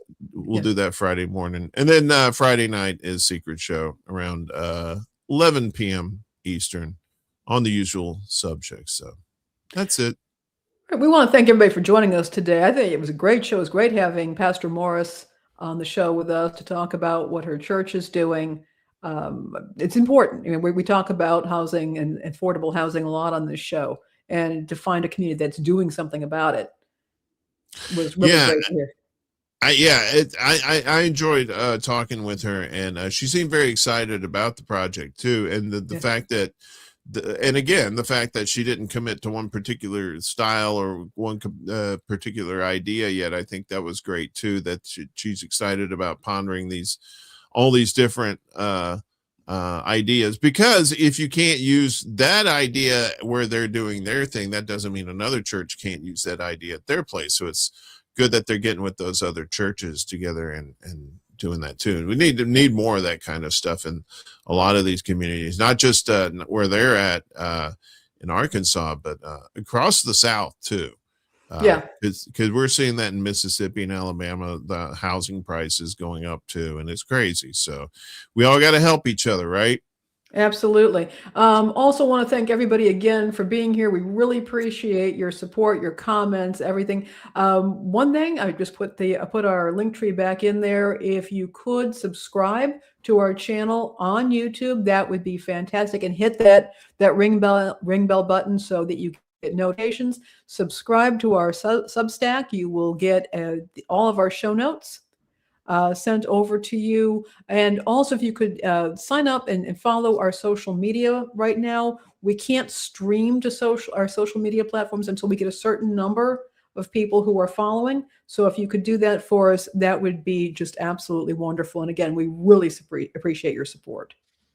And if you're not a fan of these other platforms, we are now streaming on our Substack. That's right. It's Undercurrent, TheUndercurrent, 4, the number 4 and the letter U, right? Go in. I'm gonna send over the link right now, so people can actually see what we're doing. And the Substack is really kind of nifty as far as I'm concerned. We're putting it to good use. That's for sure. I was trying to actually go to the link tree, and you'll find the link over to the Substack. I can't go in there right now because we're streaming there and the audio is coming up. Hang on a second. I should be able to do this. Let me try this. Let me try. But we're on YouTube, we're on Rumble, we're on Facebook, we're on Instagram, and we've had the show afterwards on Substack. But now, if you want to watch it live, you can definitely do that. Let me put this in the thing. That's our this is us right here. So because I see a lot of people that I know that are on Substack too. They do the notes or whatever thing on there too. And I think it's always good to have as many outlets as you can for these particular types of shows, especially when you might be getting shadow banned on one. It's nice if the others can pick up the slack like that. So I will say, it does seem to me that YouTube is more open to news programs than they were 5 years ago. 5 years ago, YouTube, they wanted travel, and they wanted crafts and makeup tutorials. But if you were doing news and you were not a major news organization, forget about it. Now they seem a lot more open to it. Yeah, that's true. I've kind of picked up, I've gotten a little more traction now. In the last 2 or 3 weeks, I've gotten 12 subscribers on my show. And that I attribute that to the shorts. I think the shorts. Yeah, the shorts are really helping. They seem like they're hit or miss. Some people, they'll watch one, you'll get like 1,000 views on, and then you watch one, then the one of them, there'll be like 5 or 6, and you're okay, but that's all you have to do. That's why I put out so many. I usually put out like, let's see, 2, 4, about 10, I think, between like I usually start on Saturdays putting the clips out and then run them up till like a couple hours before the show. So Yeah. but I'm just sitting there gabbing and yabbing. So we're trying to do more things, trying to get more information out to as many platforms as you guys consume. And if you're new, if you could like, share, and subscribe, we'd appreciate that as well. Lainey, any final thoughts before we get out of here? I want to thank everybody. I want everybody to be safe. I know these are crazy, uncertain times. Find your pockets of joy and stability, and dig deep into them. Yeah, we're all in this together, y'all. So don't despair. We'll figure something out. So that's what we always do, right? Thanks everybody watching. Thank you all so much. Yeah, if you're watching in the future, thank you for supporting us as well. We'll see you next week. Same bat time, same bat channel at noon Eastern, 9 a.m. Pacific time on YouTube, Rumble, Instagram, Facebook, and now Substack, since it's behaving itself. For now, we'll see. Bye, everybody. Peace. Take care.